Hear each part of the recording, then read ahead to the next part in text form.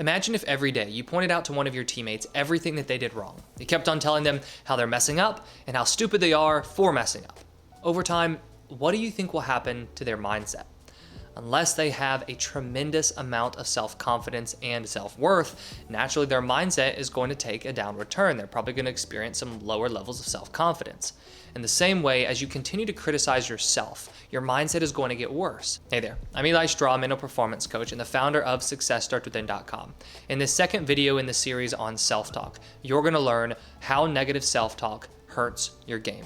If you haven't watched a previous video, I've linked it right here that goes into detail on what self-talk is in sports. Now, if you're being self-critical, this is a form of negative self-talk. It's a form of direct negative self-talk, which is the one that's going to have the most immediate impact on your game.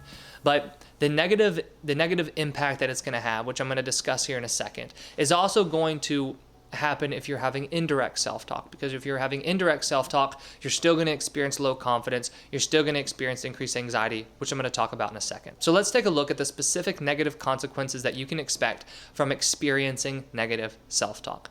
The first one is going to be low confidence. The more you criticize yourself and the more negative self-talk you have, the less confident you're going to be that you can play well. This is also the case if you're having indirect self-talk where you're thinking about how good that other team is. If you're thinking about how good the other team is, it's going to lower your confidence. Just as if you're thinking about, how you never play well at this field, that's going to make you feel less confident to play at that field.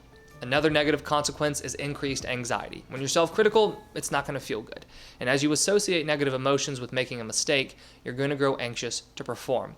Also, the actual act of having negative self-talk is going to increase anxiety. For example, you might think things like, I don't know if I can play well today. I'm not feeling it today. I never play well at this field. I never play well against this team.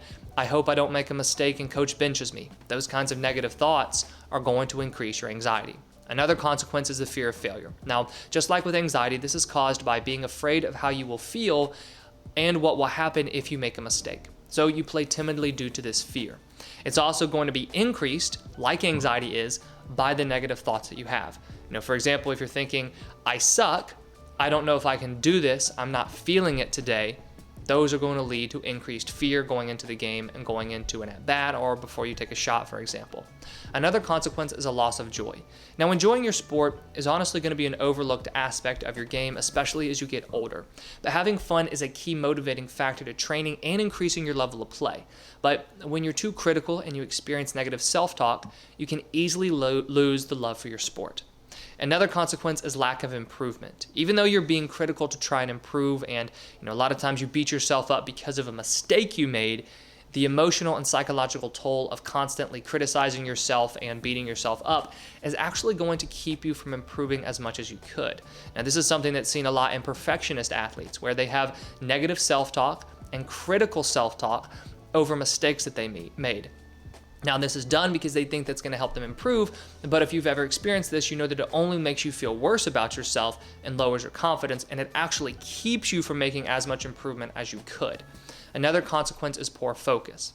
Instead of being focused on what you need to be focused on during practices and also during games, your focus is going to be centered on whether or not you made a mistake. And it's also going to be focused on the negative self-talk you're having, because focus is directly tied to your thoughts. So if you're having negative thoughts, so if you're experiencing negative self-talk, your focus is consumed with that negative self-talk, when in reality, your focus needs to be centered on what you're doing in the present moment and also thoughts that are going to increase your confidence. So given the negative impact of being a self-critical athlete and experiencing this negative self-talk, it's important for you to work on not being so self-critical by increasing your positive and productive self-talk. Now, before you do so, it's also great to get a good understanding of the different ways that you can use self-talk as an athlete and how this can positively impact your game. So go ahead and click right here to watch video 3 in this series that goes into detail on the different ways that positive self-talk is going to increase your performance.